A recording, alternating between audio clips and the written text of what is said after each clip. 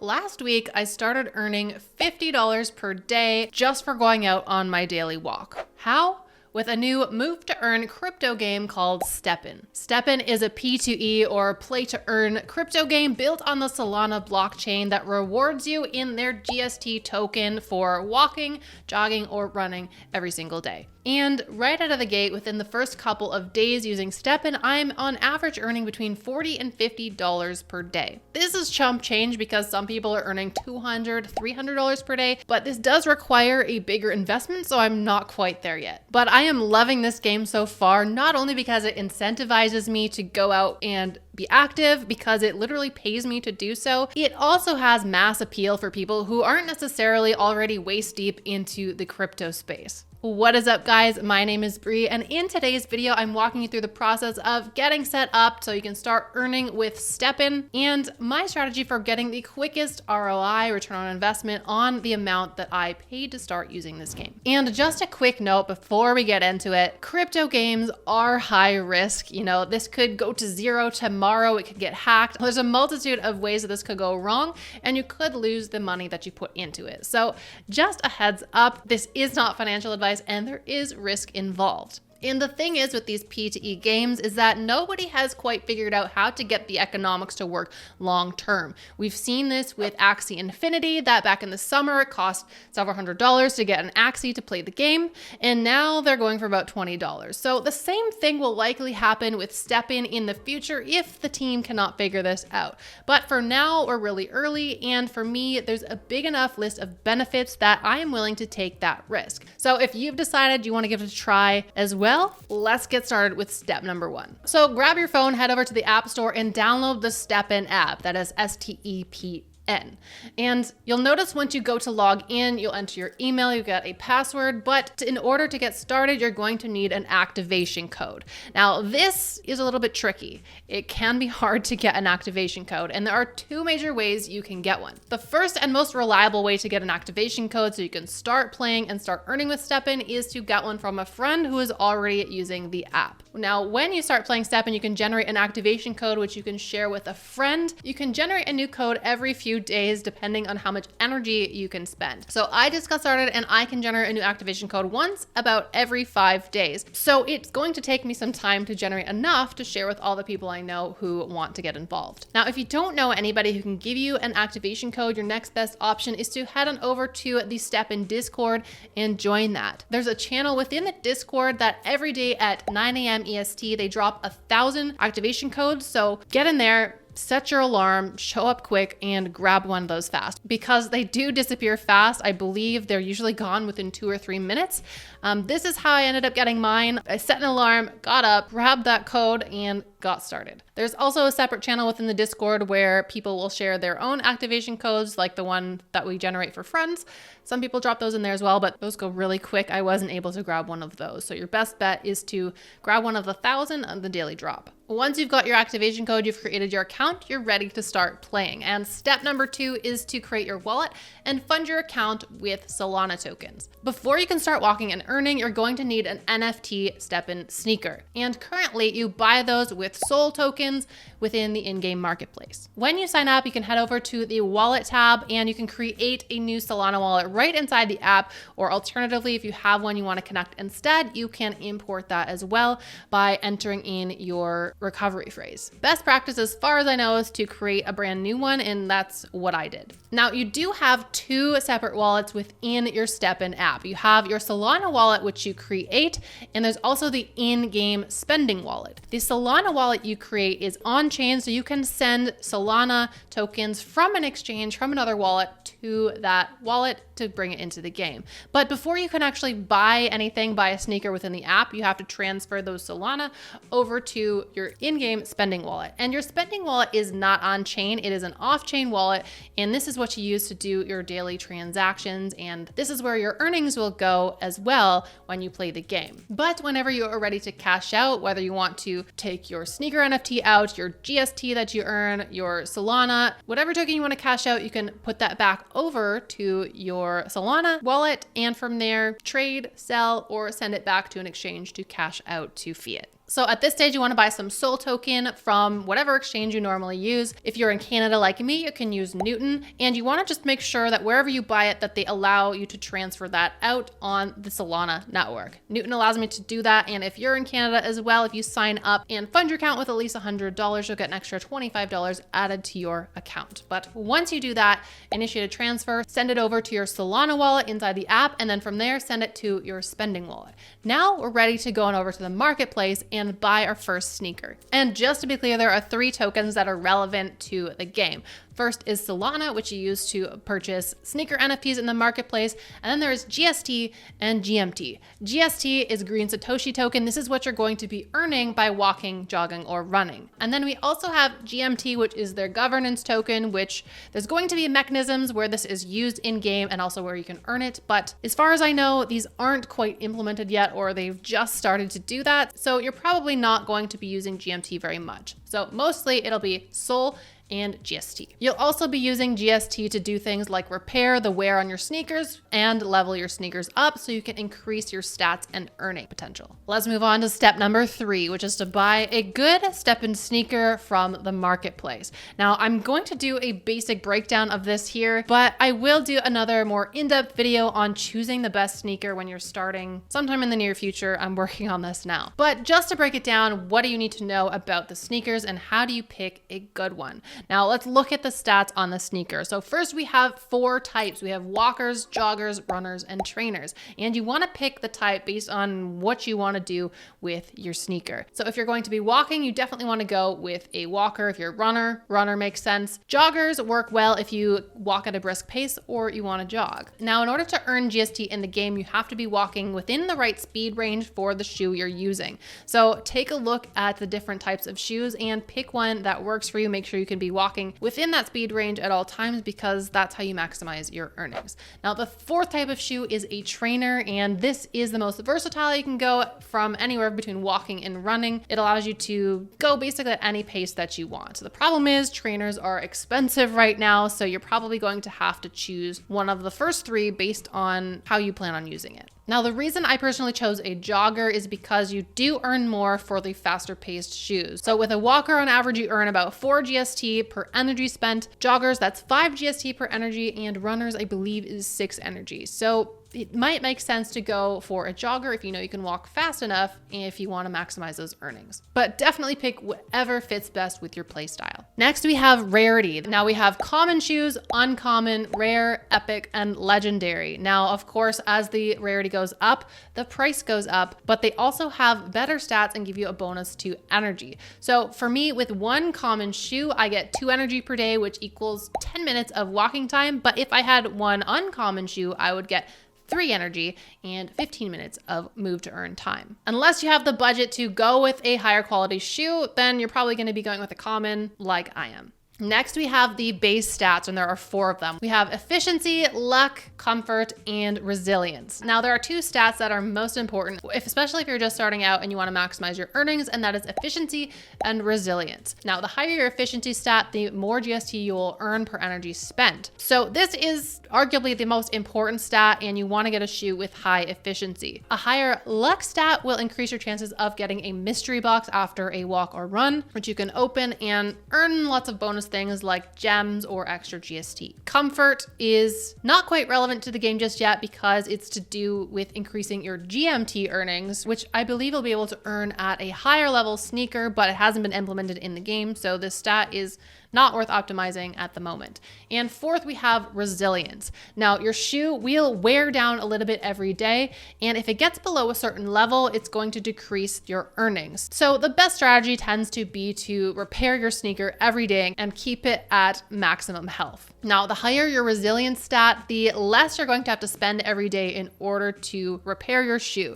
So if you want to maximize your earnings, you want a high efficiency stat and a high resilience stat. That way you maximize your earnings and reduce the amount you're going to be spending to repair your shoe. Just as a good rule of thumb, it's good to look for a shoe with at least 5 base points in efficiency and 5 in resilience. Obviously, the more efficiency is more important, so if you get one with higher efficiency, that's even better. We also have mint number. Now, there is sneaker breeding in this game, so you can take 2 shoes, breed them together, and get a baby shoe, which you can sell or keep or do whatever you want with. Minting baby shoes does come with a cost, and every shoe can be minted up to 7 times. But the more times a shoe is minted, the more costly it is to mint a new shoe. Shoes with 0 and 1 mint have the lowest cost to mint off of, and once you hit 2 mints, that price starts going up, which is why if you're looking in the marketplace at the floor prices, most of those shoes have at least 2 mints. But if you are just getting into this game to earn, this number doesn't really matter. I personally got a shoe with 2 mints because I'm not planning on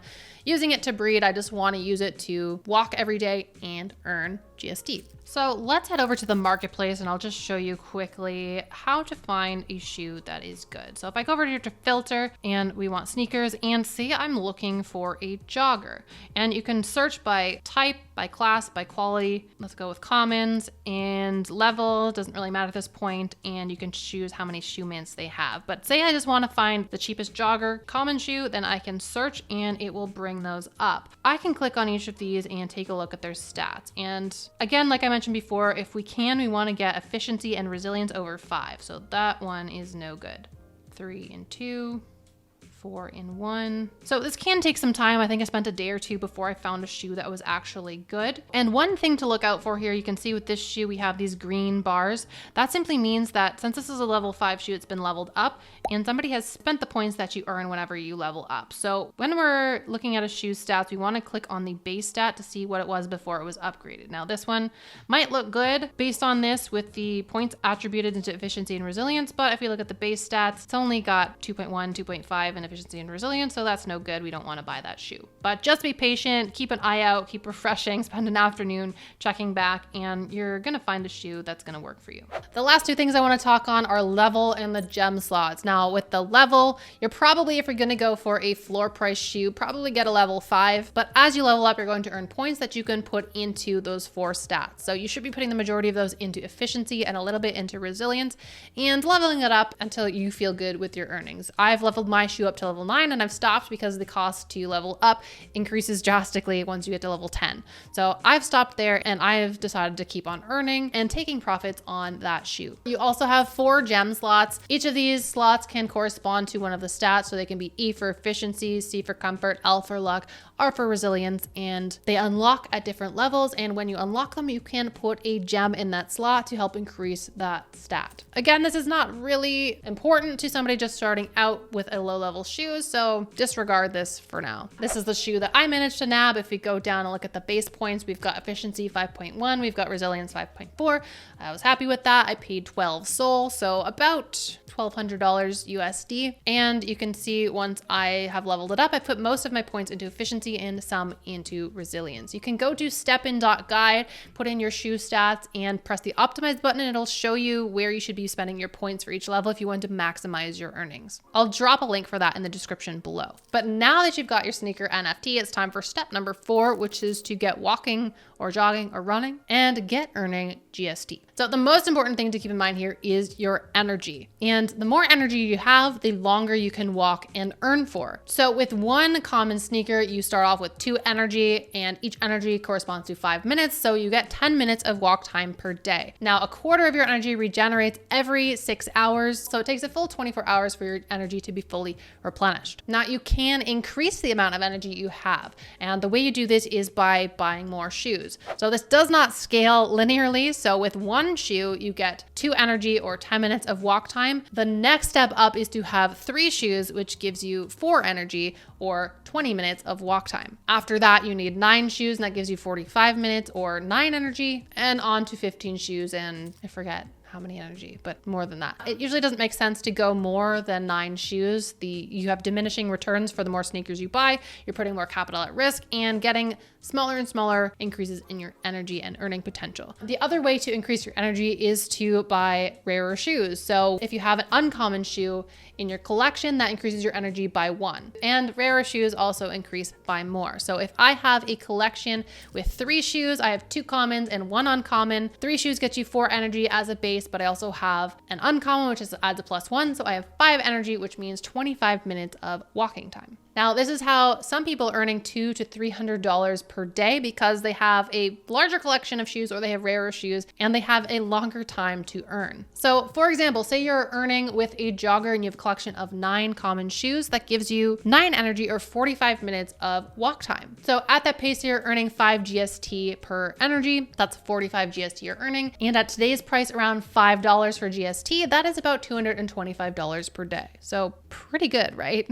Do note you have to be moving in the right speed range for your shoe. So for a jogger, that is between 4 and 10 kilometers per hour. If I'm going slower than that or faster than that, I'm not earning and I'm wasting my energy. So make sure you pick a shoe that you can deal with. So that's basically it. Once you are ready to go, you can hit start, hit go, do your walk and see how much you earned. You do want to be mindful that your GPS signal is strong. There's a little symbol in the top corner of your app when you're walking that shows you this. And it also, after your walk, it'll show you a map of where you walked with a convenient line that shows you how fast or slow you were going. So you can see if there's areas that are maybe have too much tree cover or building cover and your GPS is weak, then you can avoid those areas and walk somewhere where your signal is better to maximize your earnings in the future. As I mentioned before, I spent about $1,200 USD on my sneaker, and my strategy is to earn back that amount as quickly as possible so I can continue to play and earn risk-free. Because if the STEPN market crashes and my sneaker goes to zero, I want to know that I at least earned that much back so I don't lose that. So this is my strategy for earning my ROI back in the quickest time possible. And using this strategy, I should be able to do that within about 28 days. So I'm going to be walking for 10 minutes every single day. So I'm earning my full amount for each walk. I have already leveled up my shoe to level 9, which is where I've decided to stop because that's where I'm going to maximize my earnings versus how much I put back in. I did start with a level 5 shoe, so I needed to level up 4 times to level 9. So for the first 4 days of using STEPN, I actually took the GST I earned and funneled that back into leveling up my shoe. So leveling up from 5 to 6 cost 6 GST, from 6 to 7 was 7, 7 to 8 was 8, and so on and so forth. So every day I would walk, repair my shoe, level up my sneaker, and then wait for the next day for my energy to replenish. It is best practice to repair your shoe before you level up because when you level up, your repair costs do go up as well. So it's smart to repair before you level up if you're going to do that. Once my shoe had leveled up before I did my walk the next day, I would allocate my points. So as I mentioned before, you can use STEPN.guide, put in your shoe stats, and it'll show you where you should be allocating your points to maximize your earnings. So that is what I did, putting the vast majority of my points into efficiency and a couple into resilience. So for the first 4 days while I was leveling up, I wasn't really earning any profit because almost all of what I earned was going back into repairing my shoe and leveling up. But since I've reached level 9, now I earn about 11 GST per day and spend about 2 GST on repairs. So I net 9 GST in profits every single day. So calculating that at today's price, GST is $5.15. That is $46.35 USD. But it gets even better for me because I'm Canadian. So if I convert that over to Canadian dollars, that works out to $59.09 Canadian earned daily for a simple 10-minute walk. If you are already earning on STEPN, I'd love to know, what are your numbers? How much do you earn on average per day? Drop a comment below and let me know because I'd love to know. I'm super curious. But I am loving this app so far. I'm having a lot of fun getting out there every day and getting paid to do it. So I'm definitely planning on making more videos on this topic in the future. But if you're new to crypto and you're interested in learning the basics so you can become a confident crypto investor, I highly encourage you to sign up for my free Crypto Basics Bootcamp course. This is perfect for you if you're a beginner and you want to bypass all the confusion and avoid getting caught up in all the BS that seems to circulate out there whenever you're trying to learn anything in the crypto space. You can sign up for that at the link in the description below. And at the moment, I have this course on Skillshare. So if you use that link, you'll get a free 30-day trial, which will give you plenty of time to